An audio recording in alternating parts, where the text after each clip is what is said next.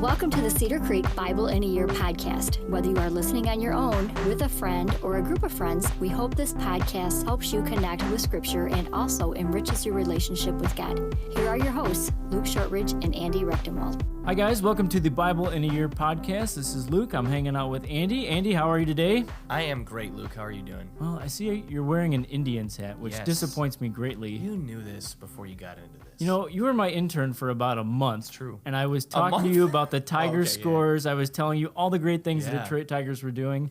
You sent me a text message. You remember what it was? It was a betrayal. What did I send you? You sent me a text message of a Cleveland Indians plaque, which you had hung on your wall and admitted to me you were an evil Cleveland fan. Yeah, you know what? Our relationship's never been the same It since. hasn't been the same, but you know what? We have an understanding. You know what? You're not like a typical Detroit fan. No offense, Detroit fans. You don't make fun of me all the time. Just right now, you are on the podcast. I don't know where this is coming from. All right, you sound bitter. We're going to move on. A little bit bitter. Okay. So today we're going to be talking about a guy who had a really bad day. Really bad day. And I thought to kick things off, we would talk about something called an internet meme. Yeah. Now, Andy, I know that you are in touch with the kids. You're a student ministries pastor. Yeah. You know what's, hip with the youngsters. Yeah. So please explain to us, for our, 40-something, 50-something, 60-something listeners, what is a meme? So, first off, great job pronouncing it correctly. It's not a mem or a meme, it's a meme. So, good job pronouncing it correctly because a lot of people mispronounce it. Secondly, the definition, or what it is, it's just a picture usually, and then some words pasted on the picture that aren't from the original photo. So, like, you'll see one with the president sometimes, and it'll quote something, but it has nothing to do with what actually is happening in the picture. It's just a funny or ironic quote on top of a picture. I love the condescending Wonkas. So you have Willy Wonka yes, who yeah. says condescending things. Yep. So usually you have like a line of text across the top and then some punchline Yep. that's, one or two words underneath it. Well, I wanted great. to zero in on a popular meme, and you have no idea what I'm about to say, Oh, jeez. but I'm okay. just going to reveal it. I want to talk about Bad Luck Brian. Oh, man. Have you ever seen Bad Luck Brian? Yeah. So this poor guy gets his picture posted. He's in this awkward teenage phase. Yep. He looks like, who's the guy in all the 80s movies, like The Breakfast Club? Yeah, I can't remember his Anthony name. Michael Hall, maybe? Sure. Yeah, your guess is as good as mine. And this poor guy, he's got braces, he's got a sweater on. He just looks like a dork. I mean, Right. there's no great way to say it. Yep. So this meme started in 2012. I did a little research on it. Wow. Somebody posted this nerdy-looking picture on Reddit with the caption, "Takes driving test, gets first DUI." And it just exploded from there. Now, I will warn you, do not Google Bad Luck Brian, because there's a lot of horrible ones Yeah. which are not safe or uplifting in any way, shape, or So form. you said that usually a meme starts with a beginning part and then a punchline. My Yeah. favorite Bad Luck Brian meme is went to a Nickelback concert, and then at the bottom it said went to a Nickelback concert.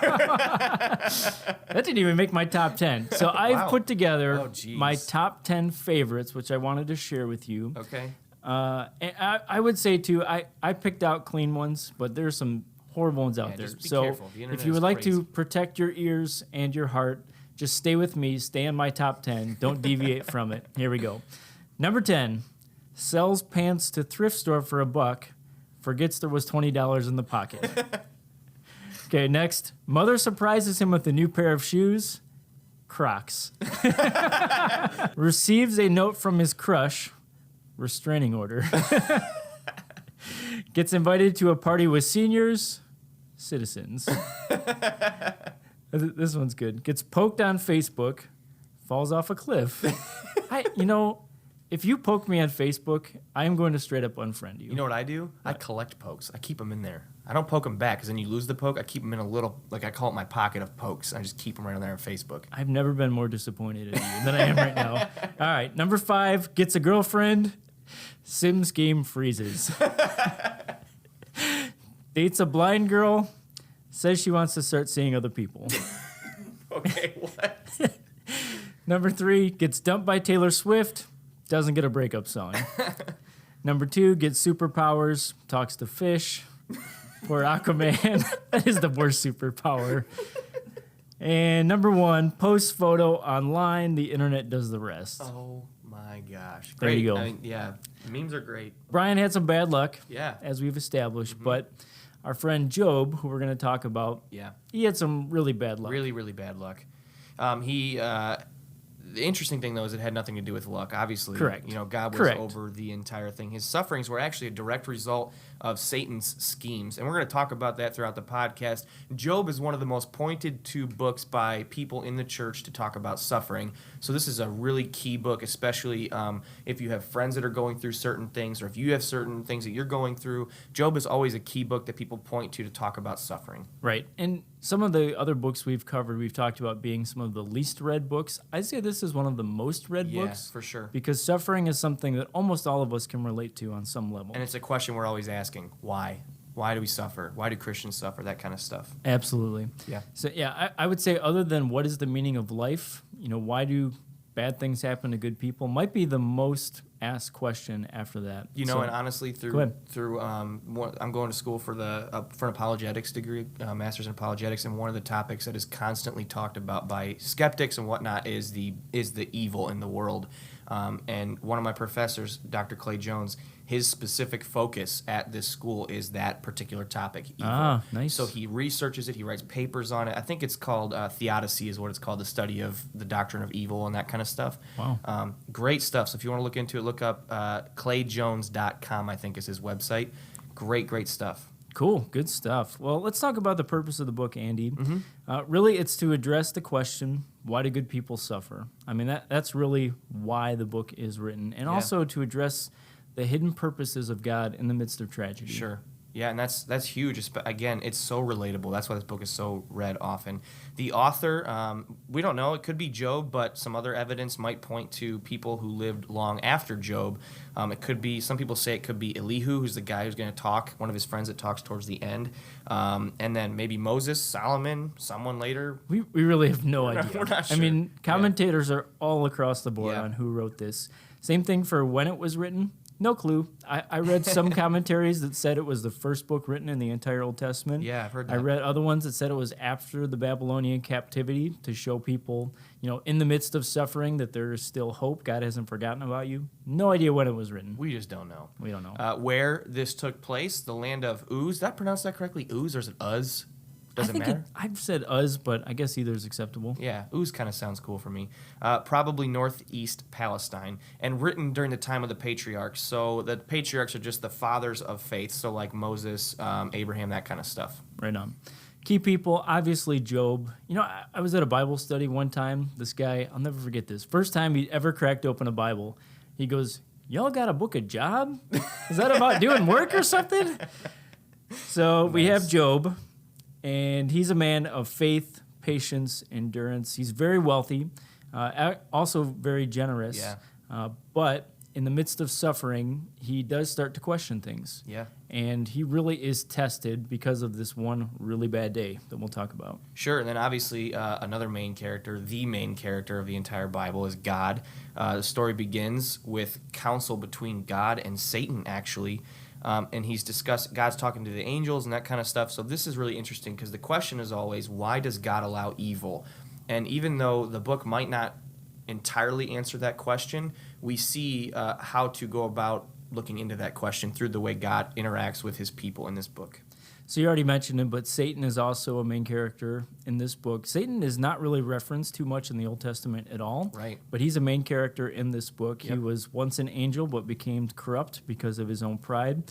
And he is very much looking to destroy the righteous. Yeah, and then you see Job's three friends, and these are very interesting names, so I'm going to try my best to pronounce them correctly. Eliphaz, Bildad, and Zophar. Nicely done. Wow. Thank you very much. Sat silent with Job for actually 7 days, so it's always interesting because they get a really bad rap, but Sure.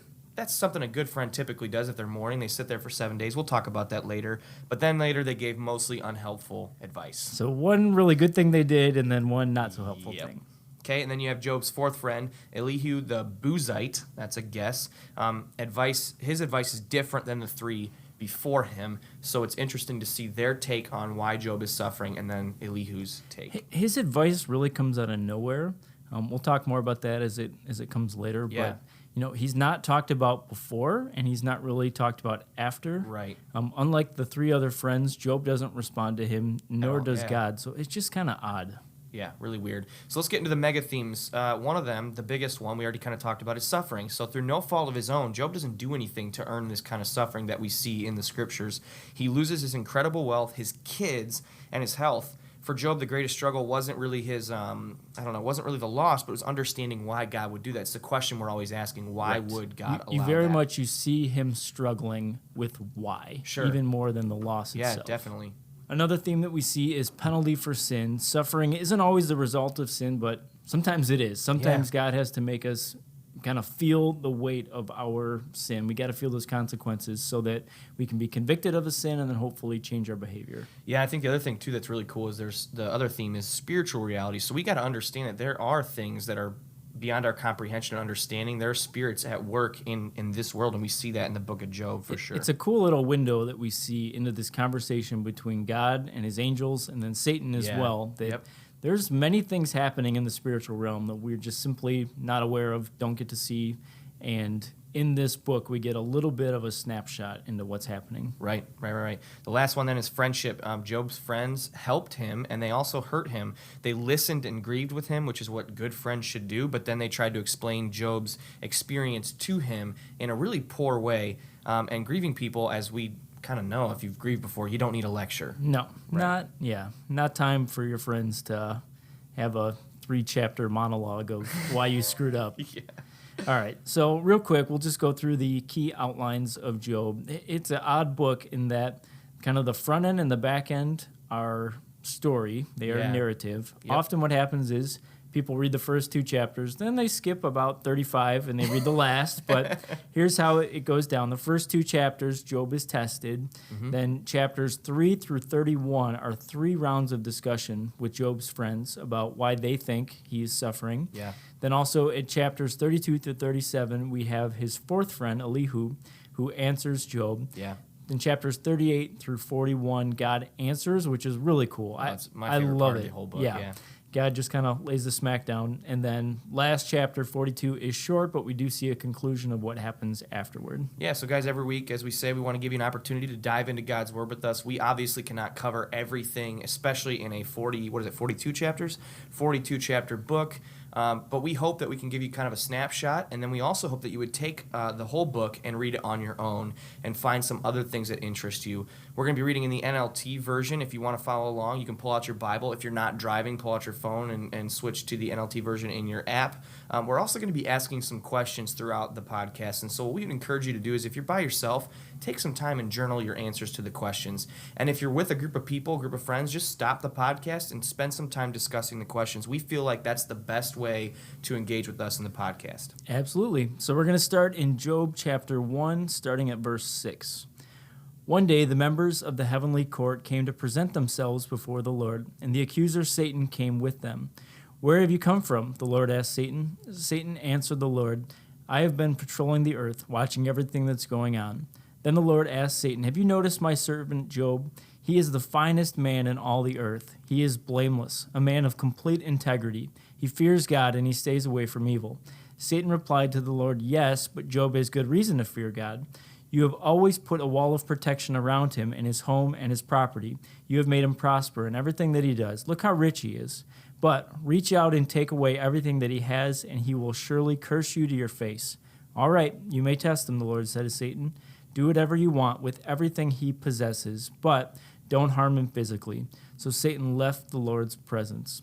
All right, Andy, what do you think is going on here? What can we tell about Satan from this conversation? Yeah, first we know that he's accountable to God. That's very clear through the conversation. He can only be in one place at a time, which is something that's very important for us. People as don't Christians. understand this. Yeah. They think Satan's everywhere. Right. Satan's tempting me. Satan's on my doorstep. Right. Maybe, but he's probably like tempting a president of a important nation or something. I would think. I don't know. We don't know for sure, but it's important to know that he can't be in every place at all the time because he's only one place at one time. He's not God. He also can't read our minds or foretell the future, which is very important as well. Yep. Also, we as God's people, we can overcome Satan's attacks. We are not powerless in the face of Satan because we have the Holy Spirit living within us. And then finally, Satan, he's a real person, and he's active on the earth. So here's my question for you to think about or maybe discuss. How much do you consider spiritual warfare? Do you tend to focus on this too much or not enough, and why? For me, I will admit that I don't focus on it enough. I tend to be a very skeptical person by nature anyway. And I know that growing up, when I wasn't a believer, I would hear all the time Christians talk about how Satan was tempting them or whatever. Sure. And I'm always skeptical about that stuff. And there's this personal responsibility aspect that gets left out when we put too much weight on demons making you do bad things or whatever. You're forgetting about the fact that you're born into sin, that you have sin inside of you. So I could definitely be more aware of spiritual attacks around people and myself. And that would help, I think, sometimes in empathizing with people. But yeah, I feel like sometimes we leave out personal responsibility when we don't deal with our own issues and we try to blame it on something else. I think the key, there's got to be a balance. Yeah. You need to fear God and respect God. Mm-hmm.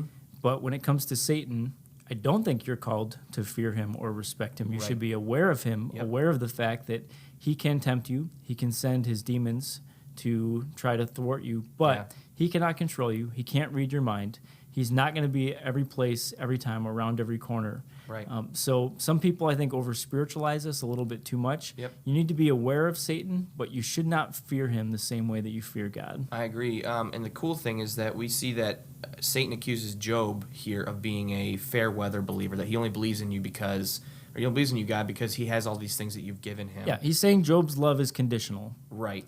You take away the conditions, Job will stop Job loving will stop loving you, and then he asks permission to test Job, and God says, go for it. you. Which leads to our very bad day. Yes. So on one single day, the following happens. There were Sabian raiders came in and stole 500 teams of oxen for plowing. They stole 500 donkeys. All of his farmhands are killed. Fire from heaven comes down, probably lightning, kills 7,000 of his sheep and all of his shepherds. Then the Chaldean raiders come in and steal 3,000 camels, kill all of his servants. And then Okay, stop right there. That's a bad day, right? You've lost all of your property, Yep. almost, your livestock. Back at this time, there was not physical money, so was money. your property is your animals, Yep. and the more animals you had, the more wealth you had. Right. So that's a pretty bad day, but It's- it's not done. No, and it gets worse. Then a powerful wind comes and kills his 7 sons and his 3 daughters. Man, I mean, imagine losing everything in a single day. Mm-hmm.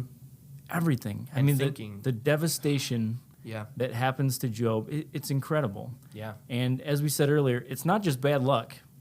It's Satan who's demonic, been yeah. given permission to attack him. Yep. All right, so let's pick it up in Job 1. This is verse 20 through 22. Job stood up and he tore his robe in grief. Then he shaved his head and he fell to the ground to worship. He said, I came naked from my mother's womb, and I will be naked when I leave. The Lord gave me what I had, and the Lord has taken it away. Praise the name of the Lord.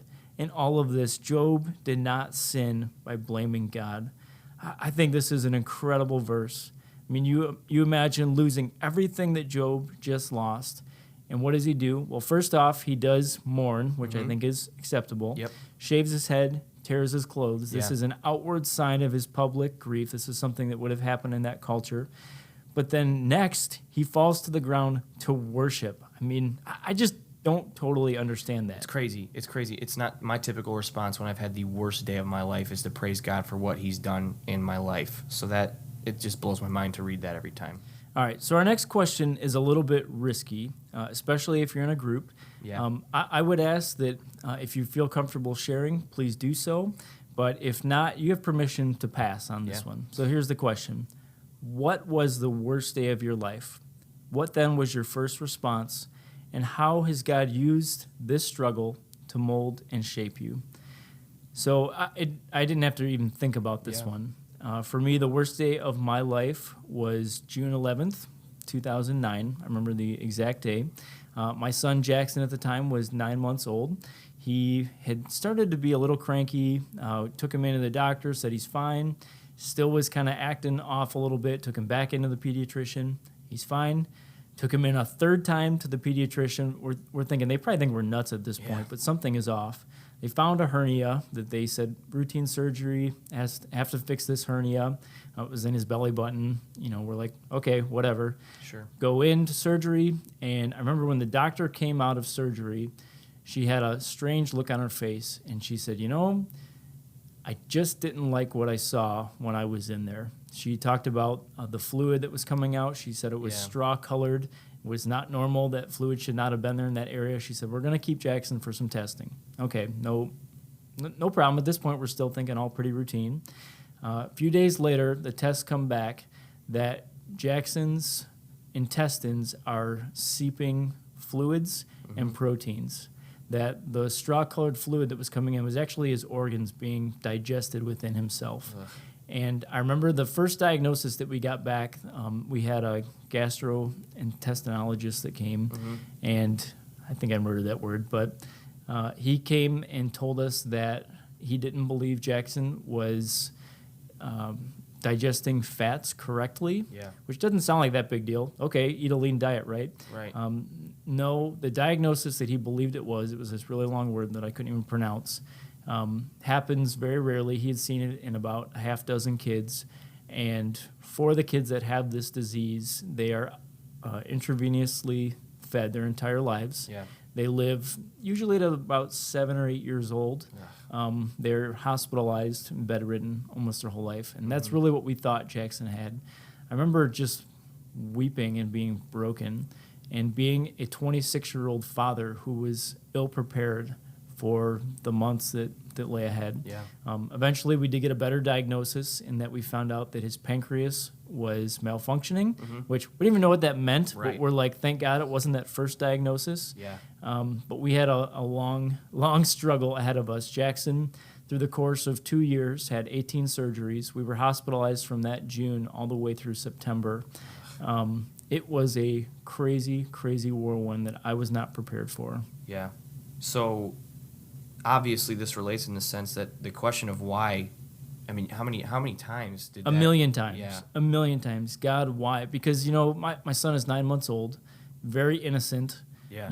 Could not have done anything wrong. And I couldn't help but ask, God, have I sinned against you? Is this my fault? Yeah. Is this something that I caused? Initially, we didn't know why it happened. It wasn't until months later we found out that really it was just very natural, innocent causes that happened. It was a birth defect that caused his pancreas to become blocked, and then it ruptured pancreatic enzymes, which is what was digesting his organs. But we didn't know all that at the time. We didn't really have any answers, but I remember over and over saying, God, why? Why would you let an innocent child suffer like this? And then as a parent, I'm suffering and grieving for my son who was in so much pain. Right. So in relation back to our story, you see Job loses all of his kids, all of his property, everything. And he's still praising God through this process. Which is crazy. So Satan then takes another step and tells God that a man can do anything as long as he has his health, and says, well, if you take that away, I bet you Job will then renounce you as his God. And so what does God do? He says, go ahead and you can hurt Job. That takes us to Job 2, verse 8. Job scraped his skin with a piece of broken pottery as he sat among the ashes. His wife said to him, are you still trying to maintain your integrity? Curse God and die. But Job replied, you talk like a foolish woman. Should we accept only the good things from the hand of God and never anything bad? So in all of this, Job said nothing wrong. So talk about bad luck. The one person that Job probably wished did die, his wife, lived. All right, that was probably a little cruel. But this is the only time she talks in the whole book. We know nothing else about Job's wife except for this one line. Him to die. The truth is, though, she's suffering too. Right. I mean, she's not acting properly. She's not thinking clearly. Right. So what, Andy, what was the scraping of the skin all about? That sounds horrible. To provide some relief. I mean, the dude's covered in boils, and it probably helped to cleanse the wounds. And so it wasn't just him being very, very depressed. Obviously, he probably had that going on, but it was actually very specific. He did that for a specific reason. So why would he sit in ashes? Well, there's two main theories on it. The first being that the dude is so uncomfortable that sitting in soft ashes are the only thing that he can physically touch. Yeah. Other scholars think that maybe the ashes was from a garbage heap. At the time you would burn your trash. Yeah. So maybe he felt like, I deserve nothing better than to hang out in a garbage heap, and that's where he went. Ugh. So here's our question. How does God use trials more than the times of prosperity to build our faith? I think this is a fantastic question. I think it's something that we kind of talked about this in Esther, the different trials we face as Christians in the Middle East compared to what we face, quote, here in Western civilization. Clearly, you're put in a better position to think about God's character and who he is and how he cares for you, and question those things when you're in a state that you can't figure out why you're there. So nobody really asks the question, God, why have you given me so much money? God, why have you put me in a place where I just feel so good? Why all am the I so time? unbelievably happy? I can't take it anymore. Why is my wife so great? Why are my kids so great? Instead, when you hear these stories of Job or even Habakkuk later in the Old Testament where bad things are happening, that's when people turn to God, and that's when they have a time where they can truly reflect on God's provision in their lives. And if you look at the cross and you see, like, God didn't redeem the people of the world by doing something beautiful, in a sense. He didn't do something that was easy or made him happy. Instead, he did it through a gruesome and a very, very, very hardcore suffering way. And so that's my take on it. I don't think you can really, I think you can learn through blessings how great God is. I think you can learn in a more intense and passionate way through suffering.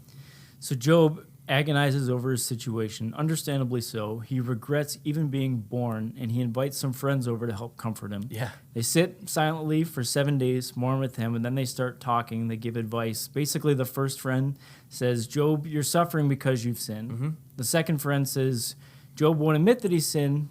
That's why he's suffering. Yeah. And the third friend says, Job's sin deserves even more suffering than what he's experienced right now. Yeah. Not really helpful. Yeah. But they tried, and God rebukes all three of them, and Job does as well. Yeah.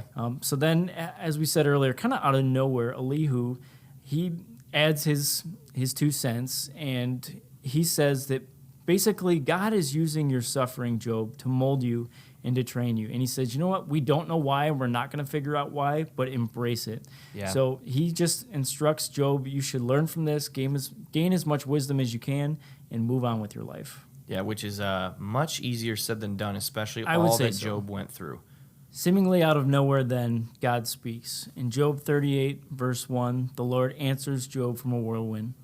Who is this that would question my wisdom with such ignorant words? Brace yourself like a man, because I have some questions for you, and you must answer them. Whoa. God is ticked off. Yeah. He is not happy about being questioned here by a mere mortal. Yeah, and I think then he goes into, if you keep reading the verses, he asks Job questions like, where were you when I made the earth? Where were you when I made this creature? Where were you when I did this? And it's like, Set the dimensions of the ocean. oh my gosh, yeah. And I think that How many times have you made a morning? so what is for you, Luke, what is so key about this particular passage? I think a lot of us, we have a wrong view on God's justice. Yeah. We feel like there is a law of fairness, which is over God, that Yeah. he must adhere to. And if something unfair happens in our life, then we can appeal to God and say, God, remember this law of fairness thing. You need to make things right. You need to make things fair. And the truth is, that's just not how it works. Right. That's not how the universe is set up. The reality is that God himself is the standard of justice.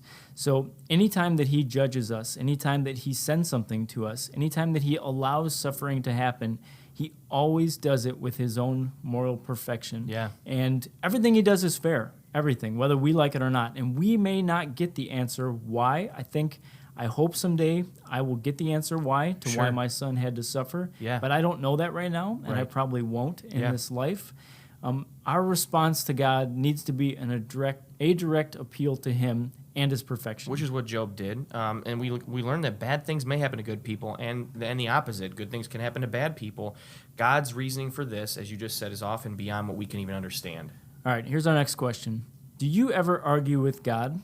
If so, what about? And why is it foolish to think you can win an argument with the Lord? Yeah.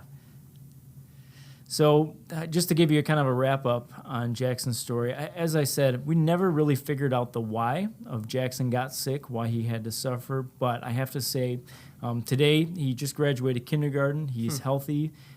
He's smarter than I could ever have imagined. Yeah. And we have seen God work in his life so many times. We've seen so many people affected and influenced by his story. Jackson is now what's called a Miracle Kid through Yeah. Children's Miracle Network, Wow. where every year we get to tell his story to hundreds of people and give hope to kids who are in the hospital, who are hurting right now, parents who can't see beyond their own suffering.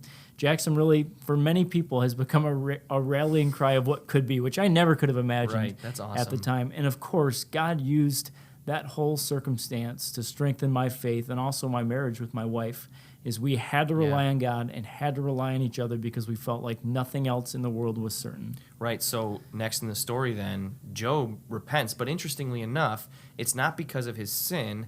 He repents for questioning God's justice and sovereignty.